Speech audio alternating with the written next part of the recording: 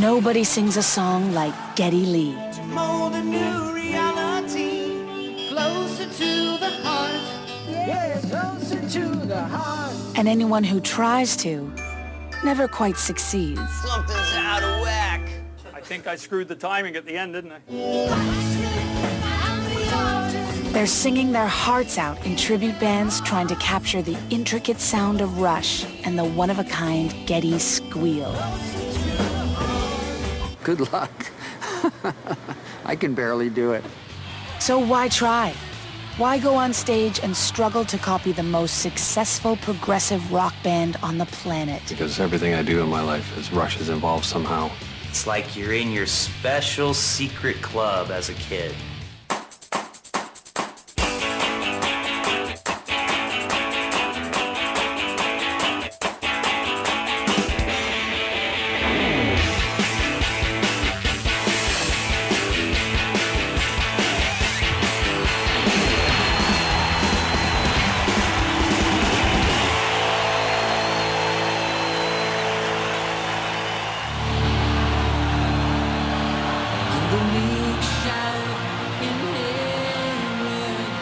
The song is named for the year, 2112.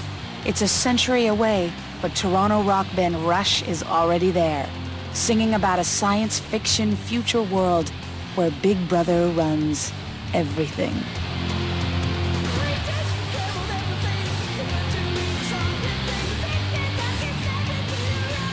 "2112 is about fighting against the man. Right on. Whether they're in outer space or they're in Florida." The music of Geddy Lee, Alex Lifeson, and Neil Peart is complicated, demanding, and difficult to play. That means it doesn't get much radio play. But Rush fans don't care. They like to spend quality time in a universe of their own. They're people like these who think nothing of putting on bunny and skeleton suits and hopping around in the Arizona desert. They're making a home video using characters from Rush album covers. They may be the most uncool rock fans on the planet. It's truly music made by kings for geeks. Made by kings for geeks. It's pure devotion, and some take it to a whole new level in Rush tribute bands. There are more than 200 of them around the world, all trying their best to master the technical and layered Rush sound.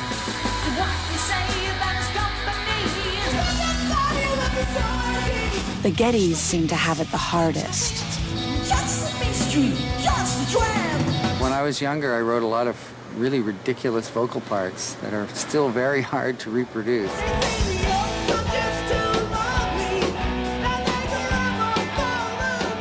My name's Spaghetti Lee, and I am the bass player, keyboardist, / vocalist for Free Will, the Rush tribute.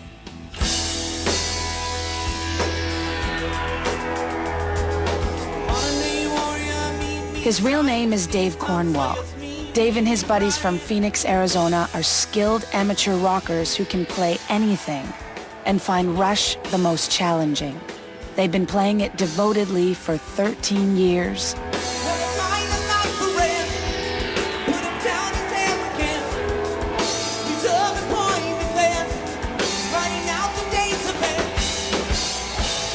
And they're still trying to get it right.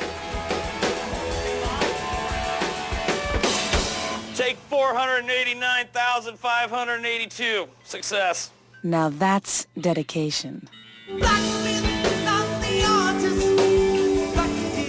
Dave stops at nothing to master the sound. He's head over heels for Rush.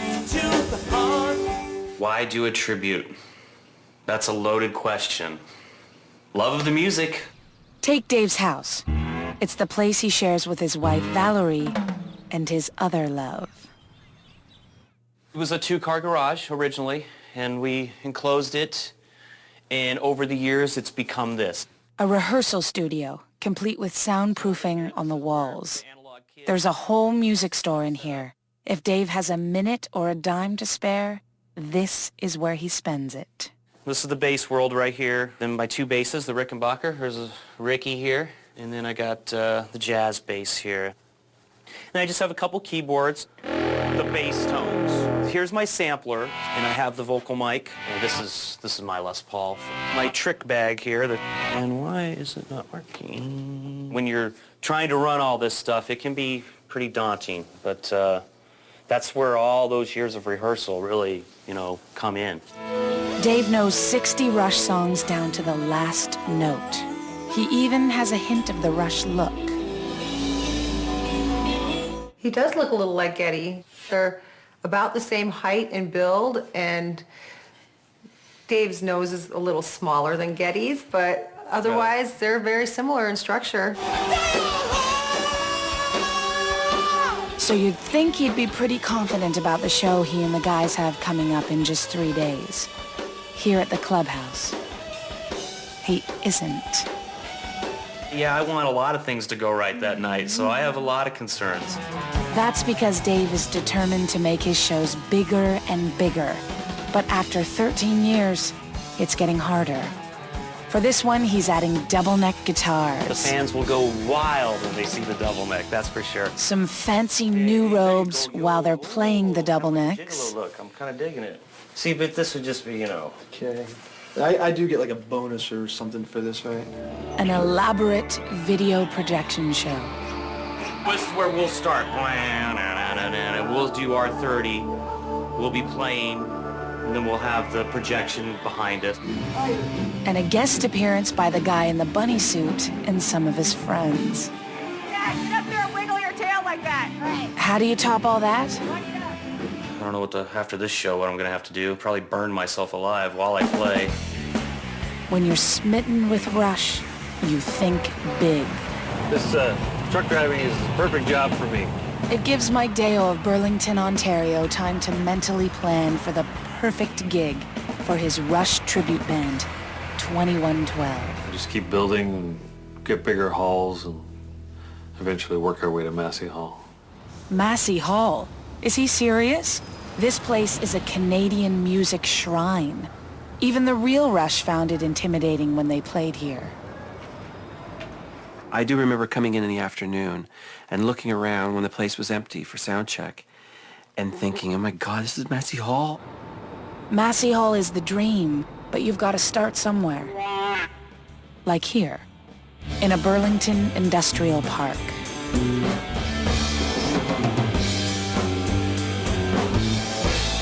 Mike's rented a small room so his band can rehearse for a gig down the road.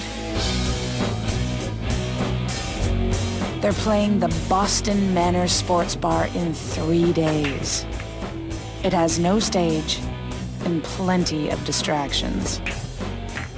Like Dave back in Phoenix, this will be Mike's biggest show, and he wants everything to be just right. It's a ton of pressure for guys with day jobs. Phil Jones is the Alex. Sam Albarrán is the Neil. Mike should have the starring role as the Geddy, but he has a problem. Well, I can't sing that high. I can barely sing at all. That makes Mike just half a Geddy, the bass and keyboard playing half. Starting with this note. Ready? C, C, C, C, C. The other half, the singing half, falls to Serge Korobkov. C, C, C, C, C. I always wonder what people think when they see me rehearse in my car because it's very loud and I make all these, facial expressions and stuff. Ooh, we've taken care of everything! The ones you hear, the songs you sing, the pictures that give pleasure to your eye! It's a labor of love, but love is expensive, and Mike is pulling his bandmates in deeper and deeper. I need another foot pedal controller like Mike's got in order to help trigger some sounds and stuff like that, so. There's a whole segment of this drum set that I'm missing is the electronic kit behind. We're still a baby. We're still working on it.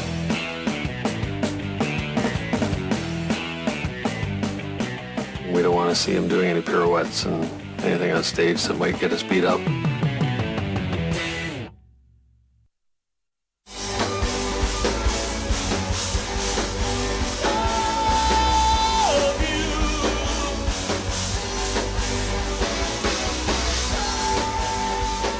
Free Will, a Rush tribute band in Phoenix, Arizona, is now just a day away from their next gig, and rehearsal is not going well. Something's out of whack. It's no surprise. When you play Rush, something's always out of whack. Didn't sound good enough, or what? I don't think there's one Rush song that we play 100% perfect. It's tricky work for amateurs whose day jobs have nothing to do with music. Closer to the heart. Dave Spaghetti Lee is a systems technologist. Mike Orelli, the Alex, is a nurse's aide. Give me a holler, you need something. All right, will do. And Rob Kippard, the Neil, is a building inspector. Do I need that in there for my rough-in, for my inspection? On the other side of this wall here. Ooh, I got a screw loose. Even the real Rush struggles, and it's their music.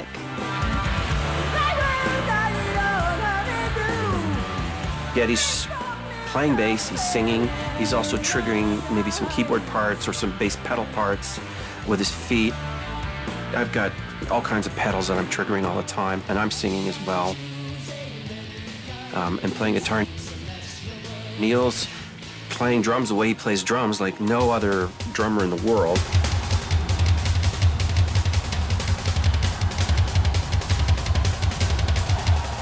And at the same time, he's triggering other samples of keyboard parts. I read an ad once for a Rush tribute band that claimed they sound more like us than we do.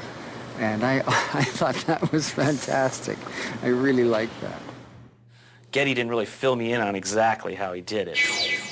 All the different sounds, the intros for 2112, or I use this top one usually for the lead passages that Geddy might play. And then this is mostly the heavier synth sound, like that. Trying to figure it out, listening, and going, I think that's it. I just listen to it over and over and over. That sounds like a big drum, that sounds like a small drum. Grab a pair of sticks and go for it. You know what drove me crazy? He was trying to learn that one little thing from the trees, you know, where he's like,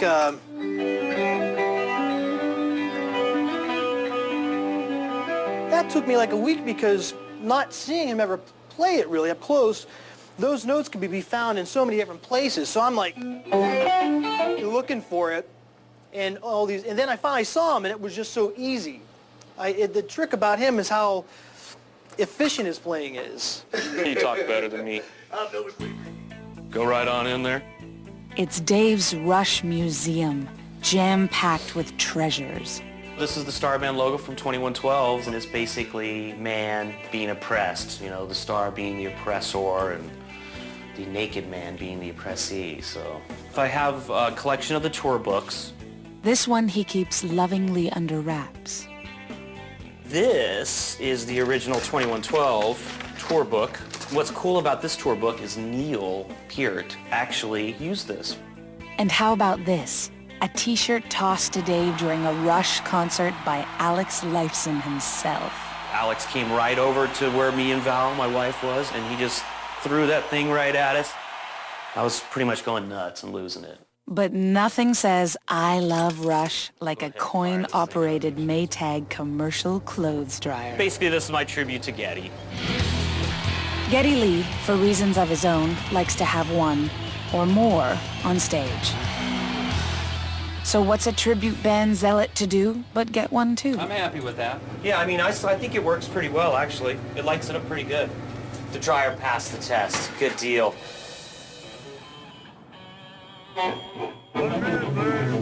In Burlington, Ontario, Mike Deo doesn't have a dryer, yet. It's on his wish list. I'm trying to find a stackable washer and dryer, like the apartment size. But right now, Mike has other things to worry about. His show at Boston Manor is coming up so soon, and the band is in rocker hell. Well, if ever there was a reason to leave it out, that's it. I blew it at the end there. I don't think any of us were blameless in that one. Hey, that tuner's not on, that's why it sounds... Everybody's timing is off. On top of that, Mike has a sprained shoulder. It must be you. It's still messed up. An injury he got driving the big rig. But I had to go get a cortisone shot, but... Now Mike's bass guitar is a painful burden, but he wouldn't think of stopping the music.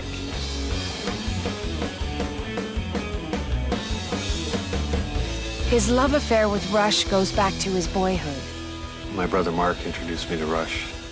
I was laughing and made fun of Geddy's voice because I thought it was a girl at first. Yes, closer to the heart. Yeah. But the music grew on him. And now, They're like my brothers, they're family. Mike has a real family, but there's always room on the couch for Rush. The kids don't know Daddy without Rush. But sometimes I would be afraid to leave the house, okay, because he'd get these videos going. I'd come in, and here's the baby in between his legs with drumsticks, hitting the hits, you know, and their arms are just little. And they'd be pulling all over the place, and, you know, Amanda, she probably got bored quickly and wanted to play with her Barbie dolls or something, but the boys, they just loved it.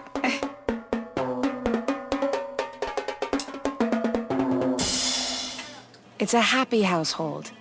Nothing like the one Mike grew up in. I didn't have the greatest parents in the world. They weren't too interested in families.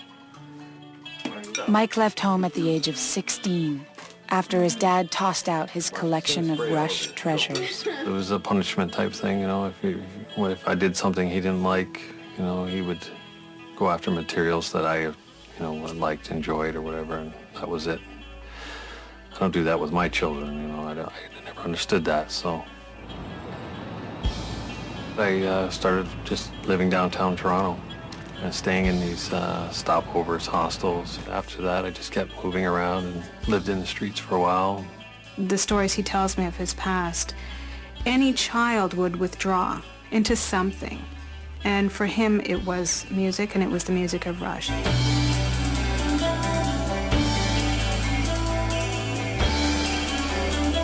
Even on the street, Mike always had a few Rush records close at hand.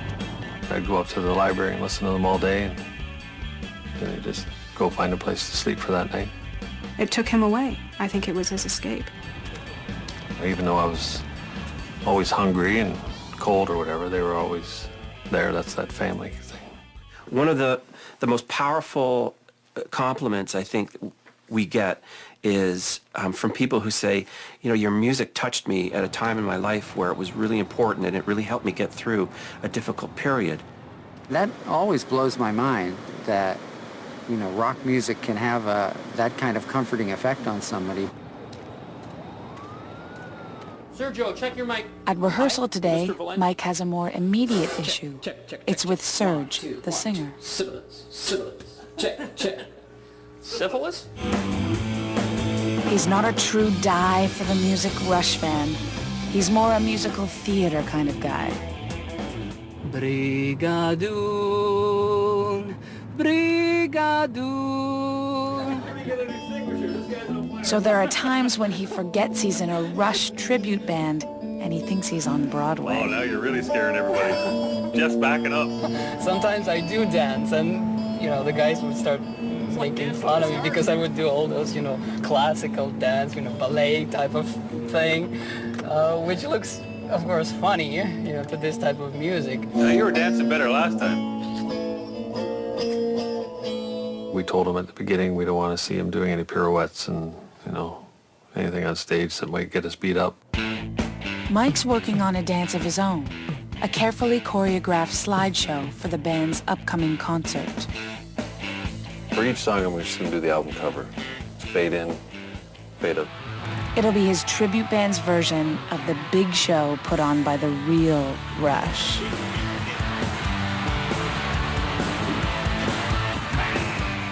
But when he shows it to the guys in the band... I just needed to reboot. That's why. Reboot? Yeah. We came up with this idea a little bit too close to the show. This could be trouble. If you want to meet girls, do not go to a Rush concert or a Free Will concert. If you want to meet guys with pencil, you know, pocket protectors and professors from the school, yeah, that's your spot.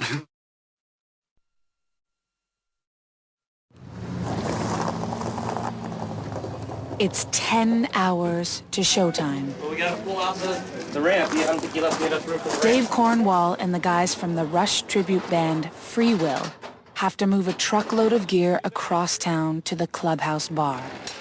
Rule number 1 for Rush tribute artists. never pass up a chance to practice. It's got some good acoustics in it, though, doesn't it? And the men who hold high places must be the ones who start to mold a new reality closer to the heart. Yes, closer to the heart. Blacksmith of the artist,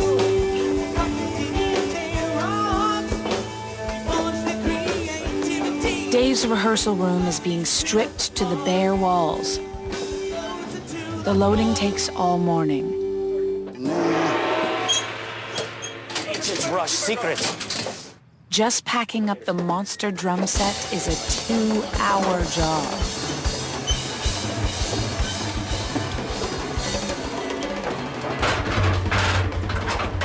Tonight is going to be big.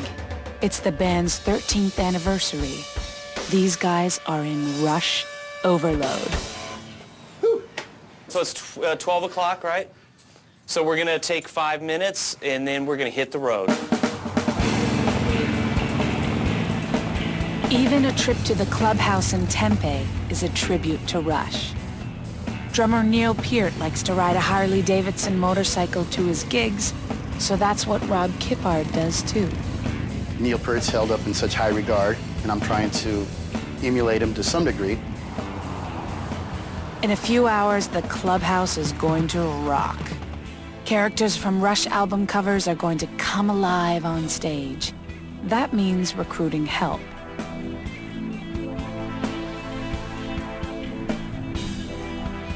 And where better to find it than among their many die-hard fans? We have the Presto Bunny. The Presto Bunny is a real good friend of ours, Vinny. We have our Bones guy who break dances during Roll the Bones. He does the pop lock And the fans will recreate the visual pun from Rush's 1981 album, Moving Pictures. It's a total dedication to Rush. Hey, whatever it takes, right? I get it, man. Rush show. But it comes at a price. You look warm. Your name's Presto. Rush fans can be pretty harsh if they want to. If you're not very good, they're going to tell you, and they're not going to mince words either. They're super fans, loyal to Dave and his band. But nothing, repeat, nothing escapes their critical gaze. The attention to detail is just, because Rush fans notice that. I mean, Absolutely. you'll play the greatest show in the world and go, but Alex's guitar's got gold knobs. Your guys got black knobs. What's up with that? They want this entire song to be played. Yeah. Note for note. They don't want any mistakes. I mean, they pick up on the mistakes. No, you better do that really good because that's my favorite band. And if you miss one note, dude, I will be all over you.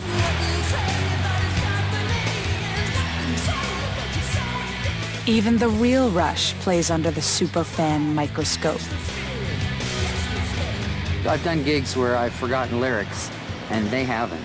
The air drummers are not making the same mistakes we are on stage. I can't fool these people, I've got to play every note. I've got to play my best every night, and otherwise they're going to know it.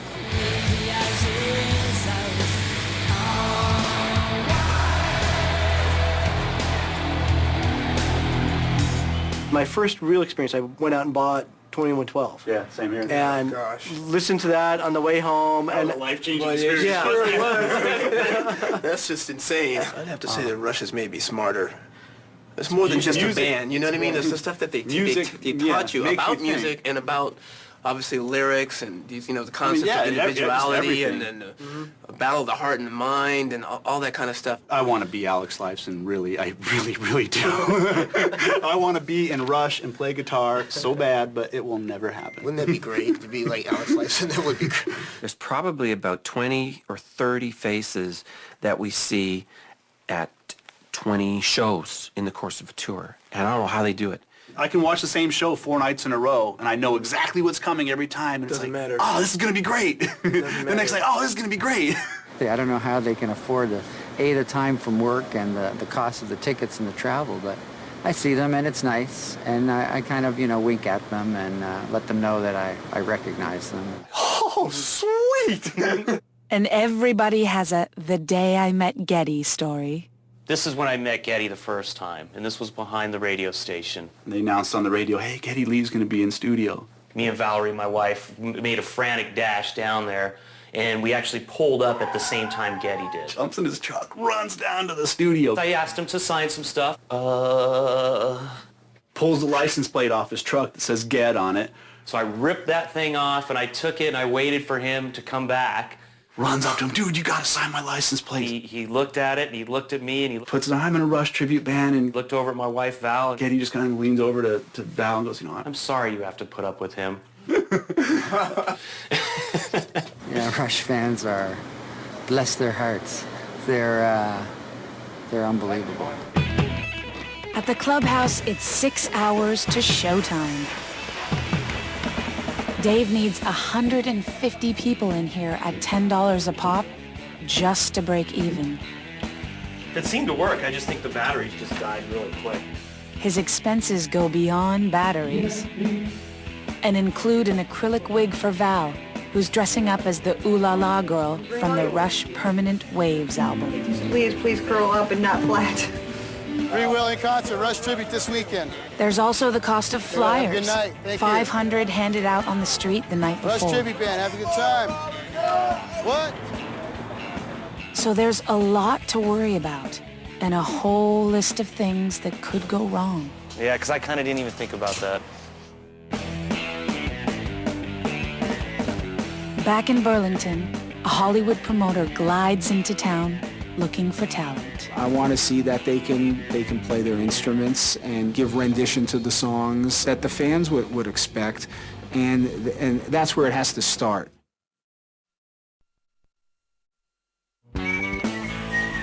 It's show day for Mike Deo and his Burlington, Ontario Rush tribute band 2112, and it's going to be a long one. I think it's about 18 hours total. From the time we start packing up in the studio and loading up to getting it back upstairs and then going home. There are problems. Mike's torn shoulder is still bothering him. It's still sore. I can't extend it to do certain songs, but I struggle through them. And there's another strain on Mike, a financial one. Just slide it right beside He's bored the pickup truck and trailer to save a few bucks, but that just means more money to spend renting gear for the concert. Oh, yeah.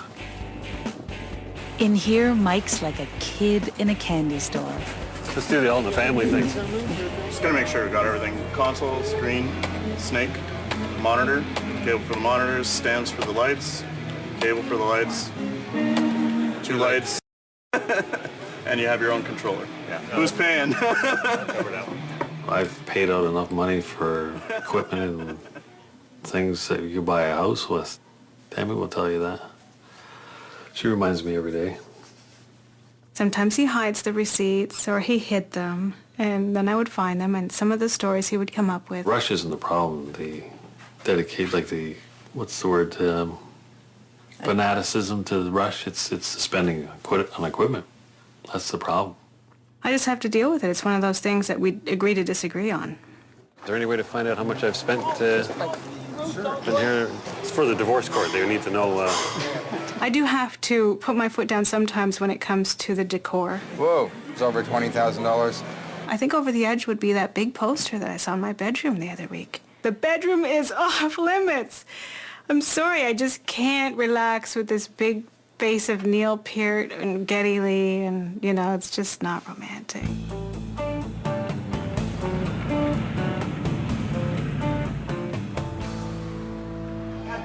Dave and the guys from Free Will, just minutes from taking the stage, are having wardrobe malfunctions with their fancy new Rush robes.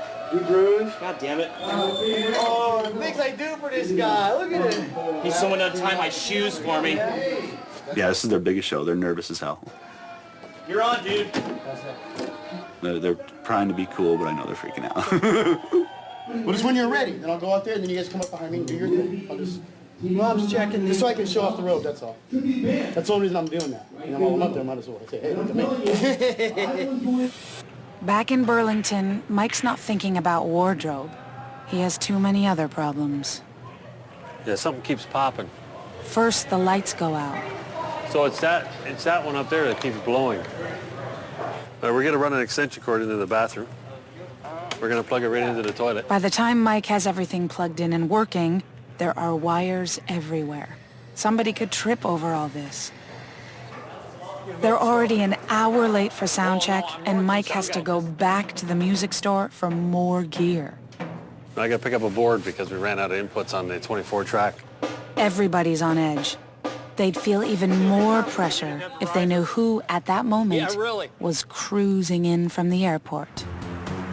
I want to see that they can play their instruments and give rendition to the songs that the fans would expect, and that's where it has to start. And if they suck, I'll tell them that too. Mike Gaiman, a Hollywood promoter, is shopping for talent. He manages tribute bands, including ones to Genesis and Pink Floyd. Now he wants to add a Rush tribute to the list, and where better to look than on Rush's home turf. 2 minutes to showtime. Calamity. The projector crashes. So maybe the wire got pulled out? The wire was pulled out by Phil when he tripped over it. Now the connections are damaged beyond repair. We're going to have to skip all of it if it's like that. We're going to have to skip the whole thing. You know? It's showtime. Everybody will know this one. And the men who hold high places must be the ones who start to mold a new reality, closer to the heart, closer to the heart. Blacksmith and The band doesn't know that they're auditioning for promoter Mike Gaiman. forge the creativity.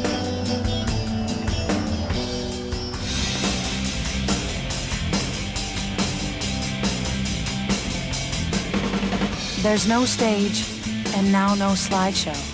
All of Mike's hard work on that was for nothing. But the fans seem to be enjoying themselves.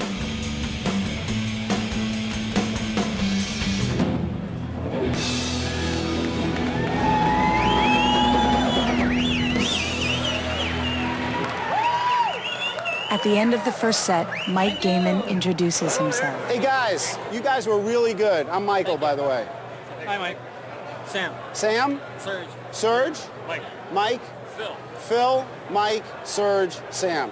I can't remember the last time I saw a show where drums weren't mic'd and where a band that had to play music this technical was playing through 2 tin cans and a piece of string.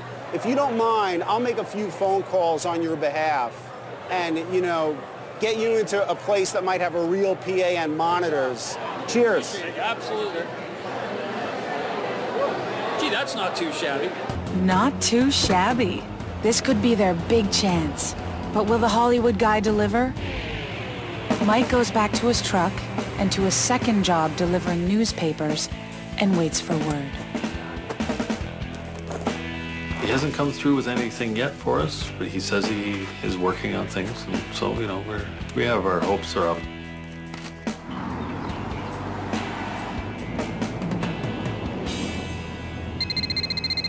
Hello? Hi. Michael, how are you? I need you to talk to your guys about something. Okay, we're all here. I have a firm offer for you to appear in New York's premier venue for music at Times Square in the heart of Manhattan. It's B.B. King's.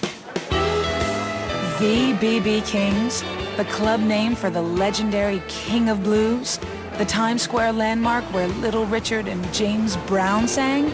Wow, he must be kidding. Wow, you're kidding. No, I'm serious. Wow, that sounds sweet. And I hope you guys are available. Yeah, we will be, yes. We will make ourselves, yes. All right, bye-bye. Thanks, Mike. New York. New York City. New York. Who cares? Where else bigger could you play? Everything starts going through your mind. What do I got to do? What do I got to do? I'm shaking more now than I was when he was on the phone. B.B. King's is a big place. It's like a premier club. It's the top club. All right. My legs are shaking. They're giving us a buffet out there. It's like, holy cow, how good is that, you know? Free Will is the best Rush tribute band on the planet. Make some noise.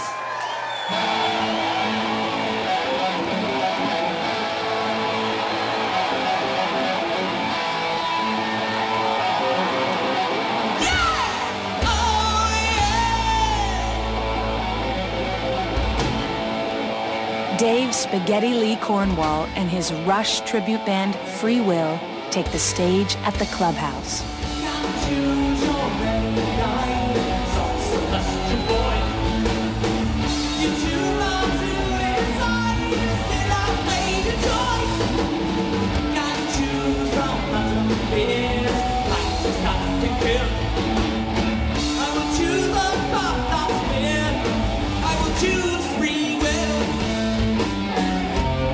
It's their biggest show in 13 years, packed with a lot of extras that have to work on cue.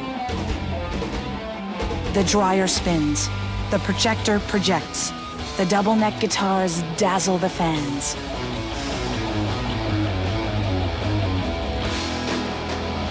And so does Val in her Ooh La La Girl outfit. Vinny the Presto Bunny makes an appearance. The moving pictures move. The guy in the skeleton suit does the pop-a-lock. And the Rush fans are in heaven.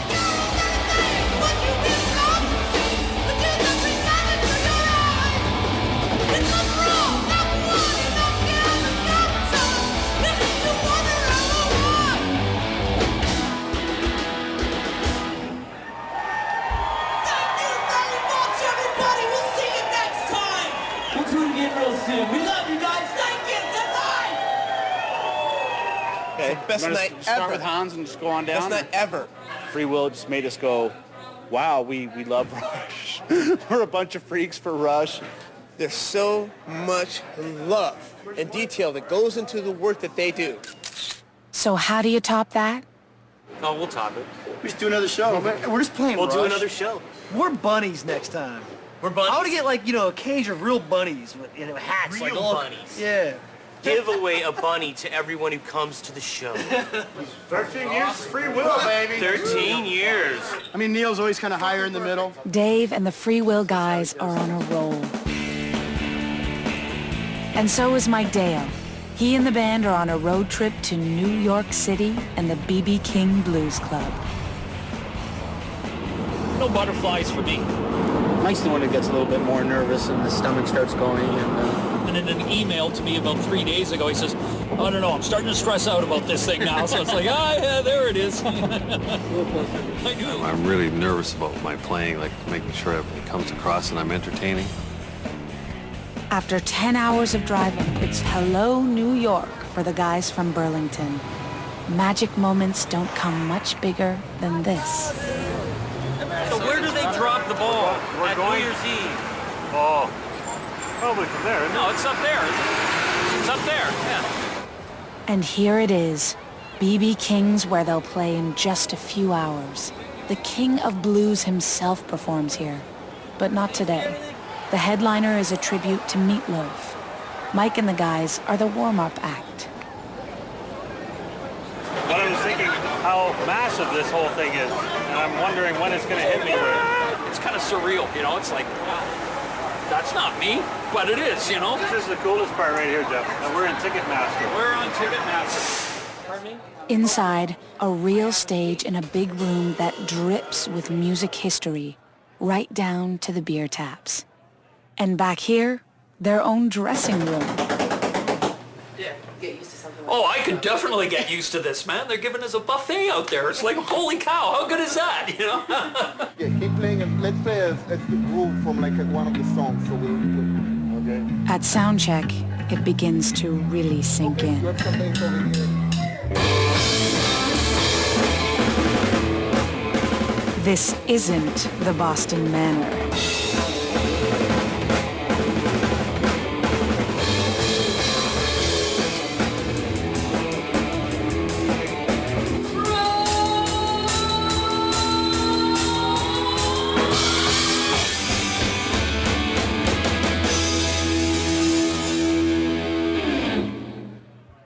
Give me a nice shout into the mic.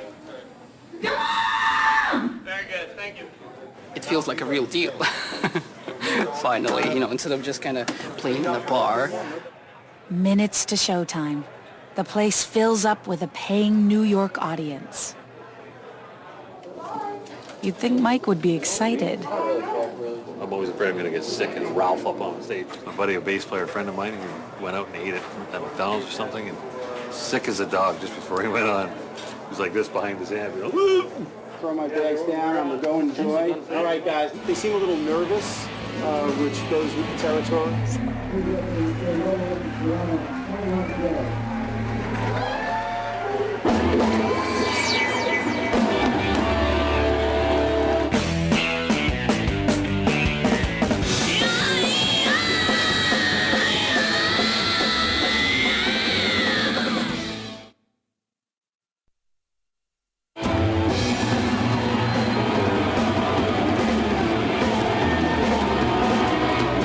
Mike Deo and his Rush tribute band 2112 on stage at the B.B. King Blues Club in New York City have a serious case of the jitters.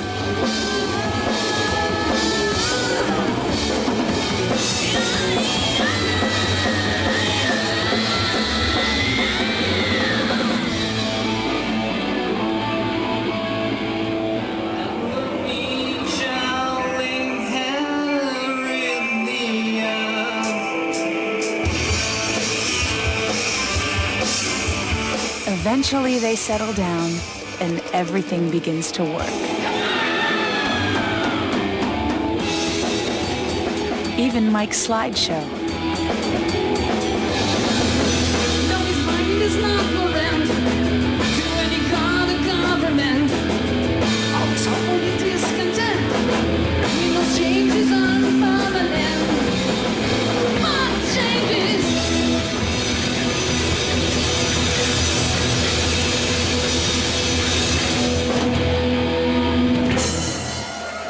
"75 minutes on a stage, playing the music of their idols before a New York audience." Thank you.